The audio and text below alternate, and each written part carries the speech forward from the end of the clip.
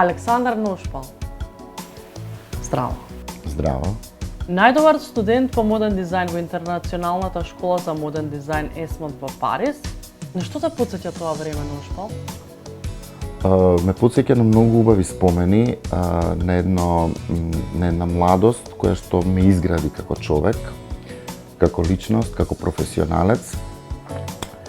Ме изгради во еден систем на поинакви вредности од она што се случуваше во тој транзиционен период во Македонија и мислам дека ми даде основа за понатака да го правам сето она што го правев тука во оваа наша држава, нели, како моден дизајнер, како професор, како костюмограф.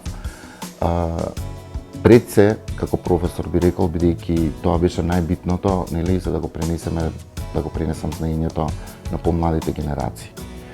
На млади години отиде во Париз. Дали беше лесно? Па јас отидов на 19 години, во период кога беше една многу тешка ситуација, нели, во оваа држава. Тогаш Македонија доби својата независност, Југославија се распадна. Не беше воопшто лесно во тој период како денеска што ги имаат младите луѓе опциите да заминат, нели, дури да добијат стипендии, да студираат оваа област, оваа професија. Бараше многу труд, многу љубов, многу упорност и многу поддршка нормално од родителите и од семејството. Јас ја имав таа среќа до ден денеска, велам дека да имав голема поддршка од посебно од моите родители, и финансиска, и морална, и да заминам да го остварам мојот сон. Што се случи после Париз? После Париз јас работев во Париз, после Париз еден извесен период се вратив во Македонија. За да започнам мојата кариера, тоа беше некаде на 23-24 години. Го отворив своето прво ателје и тука кариерата почнам, потоа се префрлив работа во Тетекс. Паралелно ги почнав моите први костюмографски чекори, нели, во област чекорите во областа на костюмографијата. И се понатака што нашата јавност го знае и не го знае, односно сите оние нарачки, реви, нели, фестивали, костюмографски остварувања, моите професорски чекори, така натака. Да збориме малце за твоите професорски чекори. Како е да се биде декан на факултет и педагог? Ти тоа најдобро го знаеш, Аги. Да. Ти тоа најдобро го знаеш. Сосема случајно влегов во системот на едукацијата. Воопшто тоа не беше мојот план. Беше тоа еден период по моето враќање од Лондон по завршувањето на моите магистерски студии како чивник стипендист и сватив дека стварно дека да се биде професор, пред се професор, дека не е една административна функција која што ја врши човек на универзитет, тоа е, нели, како раководител на факултетот, но да се биде професор е голема мисија. Мисија која што не се мери со ништо друго, со ниту една плата, ниту со пари, ниту со некаков успех во кариерата во однос на, нели, на редење трофеи и ордени. Едноставно е нешто што се прави за да се создаде иднината на земјата, да се создаде квалитет, да се создадат нови кадри и, нели, професијата да може да има развој во иднината. Така да се уште се бавам со таа професија, неофицијално, нели, на Академијата Џолев уметностите, нели, на Скала Академија. И не можам да се откажам од тоа, сметам дека тоа е една од моите најголеми мисии, најголеми задачи во животот. Твоите родители биле професори? Мајка ми, да. И јас потекнам од професорска фамилија, да, татко беше инженер, меѓутоа мајка ми, да, професор. Како ја негуваш креативноста и иновациите во твојот работен процес? Иновацијата е нешто што човек не може да го објасни. Креативноста, иновацијата, нели, откривањето на инспирација. Тоа е нешто што зависи од многу работи, од мојата психофизичка моментална состојба, потоа до она што се бара од мене. Меѓутоа, нормално дека се почнува и покрај идеите, нели, и тоа што го имаме во главата, тоа што го чувствуваме во моментот, сето тоа зависи од од истражувањето и од темата. Истражувањето е голем дел од процесот и бара многу посветување, посебно во областа на костимографијата, кога ги работиме, нели, драмите, посебно балетите. Музиката е исто еден голем сегмент кој што инспирира. Јас сум човек што од дете сака музиката, посебно класичната музика, и некако сум поврзан со начинот, емоцијата на кој што еден автор, композитор ја изразува својата емоција преку музиката.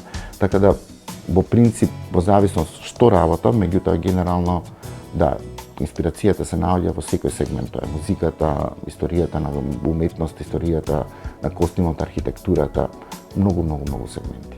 Како се одвива процесот на одлука за избор на тема или концепт за една модна колекција или проект? Еве веќе го објаснав процесот. Процесот е многу комплексен, многу сложен. Се започнува од истражување, започнува од крокирање, од барање решенија. Некогаш решенијата што треба да се направат се поврзани со историски сегменти, некогаш се поврзани со апстрактни елементи. Многу често, нели, правам истражувања во областа на разни области на уметноста, на историјата и така натака. Географијата, тоа е исто еден сегмент кој што многу влијае, кој што поврзан за мене со историјата и историјата на уметноста. И тоа сето завршува, нели, со еден производ кој што, еве, ајде ќе се надоврзам, бидејќи најчесто работам во последно време костимографија, со идејата и концептот на самиот режисер или кореограф.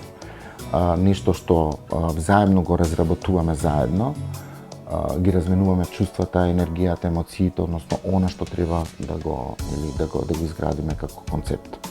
Како почна твојата љубов кон костимографијата? Зошто одлучи да се бавиш?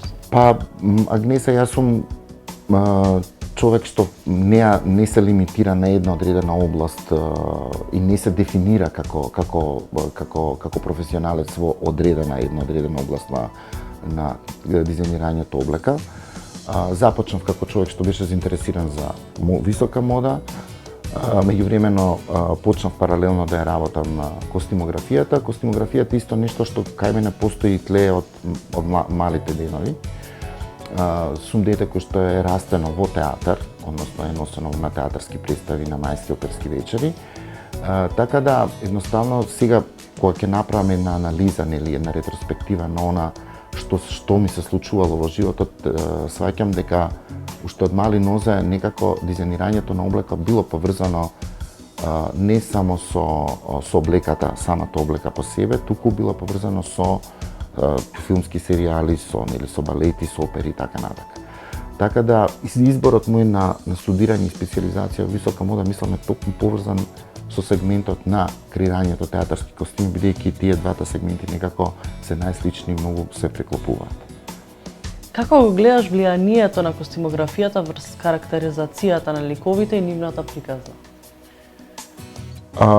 Тоа е многу битно. Тоа посебно е многу битно во наративните балети, наративните опери. Најчесто во балетите имаме и апстрактни, нели, креативни решенија или апстрактни дела кои што едноставно се бават со менталната емоција и инспирација, меѓутоа најчесто во одредени сегменти во драмата, во операта, нели, и балетот понекогаш се бавиме со историска подложка. И карактерите се или одредени од она што го работиме како книга, како либрето, или понекогаш ги поместуваме границите, како што малку на еден начин сега го правам и со новата продукција што ќе излезе со Синиша Евтимов, Ало, во театар комедија, да ги земеме ликовите од еден серијал, од нешто што е многу познато и да ги ставиме во еден современ, наш креативен и процес кој што ќе биде поблизок до публиката во ајде да кажеме во една сфера на ова современо општество. Така да тоа е исто долг процес, нели се разработува, тука многу големо влијание играат и самите актери, глумци, нели оперски пејачи, балетани и така натака, со нивната визуализација и начин на кој што тие го градат ликот, така да тој процес е доста се надополнува. Многу ретко правам почетна скица пред да изгледам неколку проби, нели, ние имаме некои, да речеме, насоки, што ги даваме како костюмографи пред да почнеме со читачки проби, меѓутоа го следам и процесот, нели, на работа на самите глумци, актери, бидејќи е многу битно, нели, да се споиме и ни помага да го разработам ликот. Кој беше твојот последен проект? Често патуваш, за тоа и те Да, прашувам. последниот проект беше што туку се вратив од Сплит. Тоа беше бевме гости со Мартин Шекс, еден кореограф со кој што доста често работевме нели во Париз и во Русија, нели во Опера Гарниер Большој. И не само таму, на многу други места. Последниот проект што го работевме се викаше Дора и Слава. Балет кој што беше направен, односно инспириран од две големи хрватски уметници. Тоа се Дора Пејачевиќ, голема композиторка при крајот на 19. и почетокот на 20. век, и Слава Рашкај, една фантастична уметница сликарка која што посебно се бави со акварел.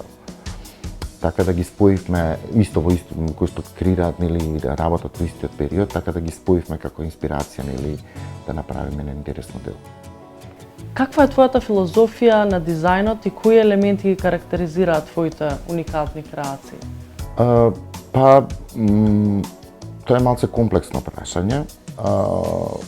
Многу често, генерално, знам да се карактеризирам како човек што е доста голем деталиста, обрнувам внимание на деталите, на една прочистеност. Не сум човек кој што негува преголема декоративност. Моите модели се, да речем, на некој начин прочистени, меѓутоа комплексно со крот и една комплексност во идејата во она што сакам да го пренесам како порака. Дали сметаш дека модниот дизајн може да влијае врз културата и општеството? Како не? Модниот дизајн е еден сегмент, како што веќе тоа го имаме неколку пати спомнуваме на часовите, е еден голем сегмент и е дел од развојот на општеството и уметноста и е првиот показател на она што се случува, нели, како промена во општеството. Модниот дизајн, историјата на костимот, или и историјата на модниот дизајн, или почетокот на, или крајот на 19-тиот, посебно почетокот на 20-тиот век, е нешто што карактеризира големи општествени промени. И буквално ако ја гледам историјата на костимот или модниот дизајн, ќе сватиме дека архитектурата и посебно облеката се нешто што ја најавуваат, односно ја покажуваат големата промена во општеството во однос на политика, економија и така натака. Така да, и така е поврзано. Каква визија имаш за луѓето кои ќе ги носат твоите креации? Ова е едно прашање кое што на почетокот на кариерата јас нели ви го поставувам вас, дека треба да одберете карактери, ликови и така натака, нели дека треба да одберете еден вид на жена, на лик или на маж или така натака, или еден вид на клиентела. Нормално во модниот дизајн треба да се има таргет, треба да се има целна група, нели? Меѓутоа во костимографијата работиме на нешто сосема поинакво, така да бидејќи јас веќе поодамна не работам во модниот дизајн, иако би сакал понекогаш, нели, да направам по некое парче, јас сум човек што секако се инспирирам од самата личност. Оно што јас го гледам како визуализација, како личност што мене ме инспирира, секако сакам да го пренесам и да го вклопам во, нели, во креацијата на оне што му ја нудам или на својот клиент. Меѓутоа секогаш не смеам да го игнорирам фактот и вкусот, и не само вкусот, туку и карактерот и личноста на оно што ја носи мојата креација. Така да еден вид на адаптација на она што јас го гледам како моја визија и на оно што го имам пред себе како бело платно. Која е твојата најомилена креација? Јас би рекла за мене персонално е Каролина Гочева на Евровизија. 2002 година. Тоа е најмаркантната креација која што на еден начин има оставено и најголем впечаток и има можеби инспирирано еден голем број на млади луѓе да се бават со моден дизајн или кои што денеска се познати креатори кои што запиша и студира моден дизајн посебно во мојата класа. Има многу. Има многу. Тука е, ајде да речеме, тука е Тоша Пројски, мој големо осцарување кој што претко се случаја со кој што јас сум многу горд е изработката или дизајнот на гардиската униформа на армијата на Република Македонија. Тоа е буквално визуализација и ставање на еден визуелен идентитет на еден народ, нација преку облеката. Потоа тука се многу креации за Ребека, за Тамара Тодевска, многу креации кои што мене лично ми се персонално многу драги за луѓе клиенти кои што не би сакал сега да ги спомнувам, кои што ним им се многу значени за одредени моменти во животот. Така да, ајде да речеме, нека биде Каролина, иако тоа е малце премногу не банално, меѓутоа сувопарно да се каже дека таа една креација ја означува мојата кариера. Јас би рекол сепак еви гардата на дизајнот на гардата на обликата за гардиската униформа за армијата на Република Македонија. Што би им порачал на тие што сакаат да студираат моден дизајн или да се бават со костюмографија? Би порачал дека треба да се многу упорни, треба многу да работат, бидејќи модниот дизајн не е без разлика на тоа што денеска веќе се разви како сегмент, нели е доста како да кажам, доста не еклектично да кажам на еден начин и лесно, навидум лесно за и интересно, нели, бидејќи се работи за една доста професија која што е јавна, која што пропратено со многу интервјуа, камери, нели, значи не голема слава, по која што многу млади луѓе, нели, се, да речеме, се фаќаат, нели, и сакаат да го живеат тој живот, меѓутоа позади сето тоа стои една голема работа, една голема посветеност. Се разбира дека не секогаш светот на модниот дизајн е фер, нели, и има исти аршини према едни или према други, меѓутоа во мојот живот генерално од моето искуство што си ме покажало дека кај да одам запознавањето и техничкото и креативноста во склопот со креативноста со идејата придонесуваат многу да луѓето насекаде на светот да ме респектираат и да имаат една голема почит према она што јас го работам. Па дури во најголемите куќи, театарски куќи низ светот. Така да дефинитивно јас би рекол дека модниот дизајнер треба, за да биде голем професионалец, да ги разработува и да биде упоред во многу сегменти, дури оној техничкиот кој што и на многумина од вас беше, нели, малце тежок, меѓутоа давам една добра основа за да можете да постигнете висините на еден голем професионалец. Ти благодарам. Благодарам.